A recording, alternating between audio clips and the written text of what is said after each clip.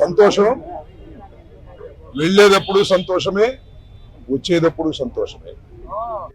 ఎందుకంటే 18 రోజుల పాటు ఆల్ ఆర్ బెయిలబుల్ కేసెస్, 18 రోజుల పాటు సెంట్రల్ ప్రిజన్లో ఉండవలసిన పరిస్థితి ఏర్పడింది. దీనికి కారణం ఈ ప్రభుత్వం, పోలీసులు కుమ్మక్కై చేసినటువంటి సంఘటనలు. నేను చాలా వివరంగా గుంటూరు వెళ్ళిన తర్వాత మళ్ళా మాట్లాడతాను. నేను అందరికీ ఈ సందర్భంగా నా ధన్యవాదాలు తెలియజేస్తున్నాను. నాకు ఎవరైతే సపోర్ట్ చేశారో ఈ సంఘటనలో, ఎవరైతే మద్దతు పలికారో వారందరికీ నా హృదయపూర్వక ధన్యవాదాలు. అలాగే కొంతమంది మద్దతు పలకలేదు, వారికి కూడా నా ధన్యవాదాలు. వారు ఏమన్నారంటే పెద్ద మాట అన్నారు, దానికి కూడా నేను గుంటూరు వెళ్ళిన సమాధానం చెప్తా. అదేమన్నారంటే